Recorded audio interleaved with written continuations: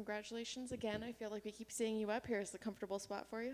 Oh yeah, I mean, I wouldn't recommend losing. It's a terrible feeling. So yeah, I mean, it's up to you. Win every time. It's a lot better when you're up here after a nice W. So, what did you think of your performance tonight?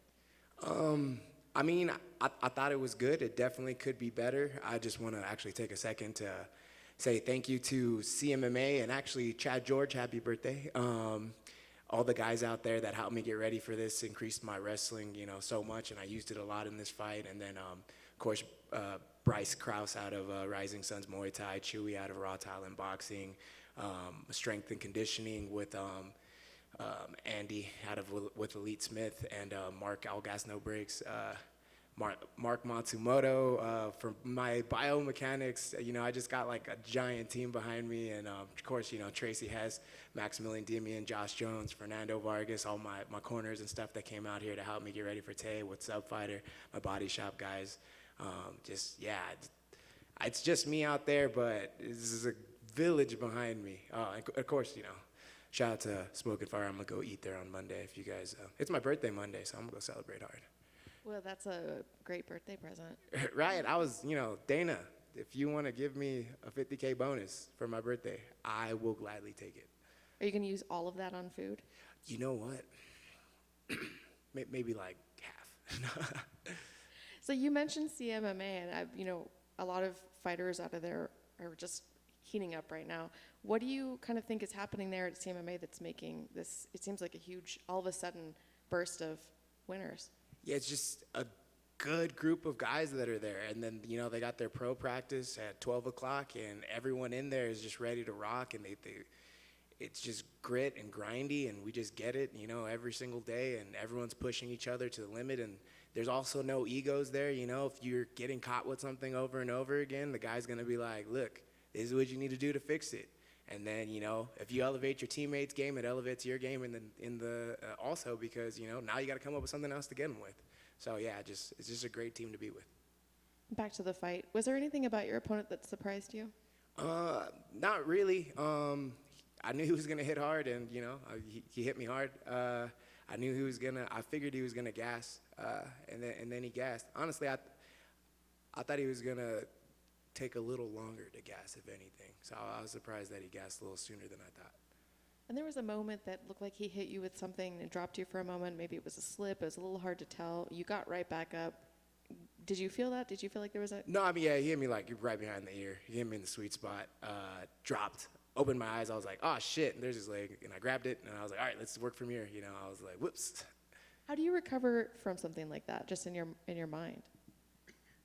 You got to have like short-term memory, you can't just be like, oh, he hit me and I got to hit him back. If you make a mistake, be like, all right, let's not let that happen again, but it's all right. There's plenty more fight, to have. It's 15 minutes in there. Doesn't sound like a long time outside of the cage, but inside of the cage, that's a very long time. So there's plenty of time to get back.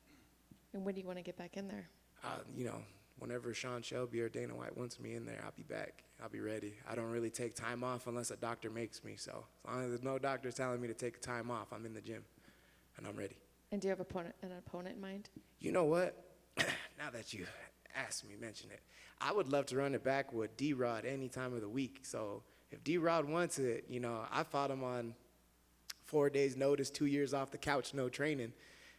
I'm in the gym every day now. I think it's a totally different fight. I'll take that all the time, whenever, tomorrow. Let's get it. Sounds good. Thanks. Thank you. Over here. The commentary team was talking about how you're noticeably faster this fight as opposed to your last fight. Just wondering what you attribute that to.